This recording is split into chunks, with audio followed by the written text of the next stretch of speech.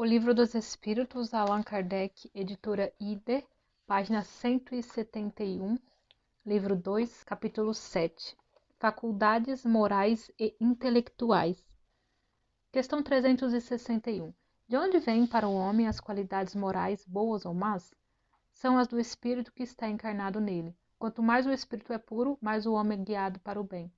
Parece resultar disso que o homem de bem é a encarnação de um bom espírito e o homem viciado a de um mau espírito? Sim, mas dize antes que é um espírito imperfeito, de outra forma poder-se-ia crer em espíritos sempre maus, os que chamais demônios. Questão 362. Qual o caráter dos indivíduos em que se encarnam espíritos travessos e levianos? De indivíduos estouvados, espertalhões e algumas vezes malfazejos. Questão 363. Os espíritos têm paixões que não pertencem à humanidade? Não, de outro modo, eles vô-las teriam comunicado. Questão 364.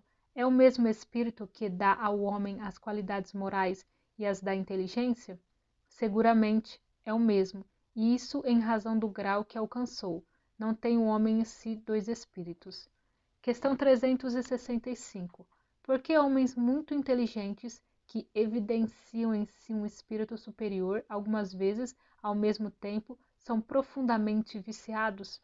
É que o espírito encarnado não é tão puro, e o homem cede à influência de outros espíritos piores. O espírito progride através de uma insensível caminhada ascendente, mas o progresso não se realiza simultaneamente em todos os sentidos. Em uma etapa ele pode avançar em ciência, em outra em moralidade. Questão 366.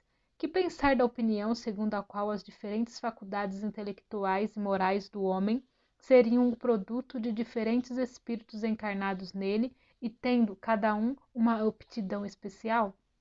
Refletindo, reconhece-se que é absurda. O espírito deve ter todas as aptidões para poder progredir. Lhe é necessária uma vontade única. Se o homem fosse uma amálgama de espíritos, essa vontade não existiria e ele não teria individualidade, pois que, em sua morte, esses espíritos seriam qual um bando de pássaros escapados de uma gaiola. O homem lamenta, frequentemente, não compreender certas coisas e é curioso ver como multiplica as dificuldades, enquanto que tem sob a mão uma explicação muito simples e natural. Ainda aqui toma o efeito pela causa, é fazer para o homem o que os pagãos fizeram para Deus.